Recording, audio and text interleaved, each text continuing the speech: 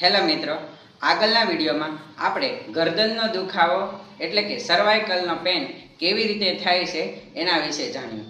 આજે આપણે જાણીશું આ દુખાવાને રોકવા માટે કઈ કઈ કસરતો કરવી જોઈએ. તો પહેલી કસરત, બંને હાથ પાછળની બાજુ લોક કરવાના છે અને જમણી અને ડાબી બાજુ જોવાનું છે. 1 2 3 4 5 and 6. બીજી કસરત, 1 2 3 4 5 and 6. ત્રીજી કસરત, 1 2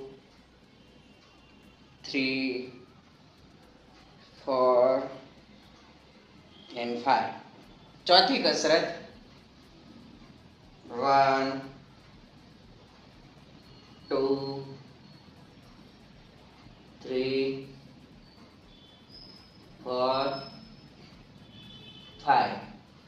પાંચમી કસરત, 1 2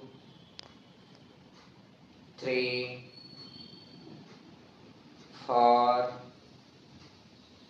5. આ 5 કસરતો દિવસમાં દરરોજ 10-10 વખત કરવી.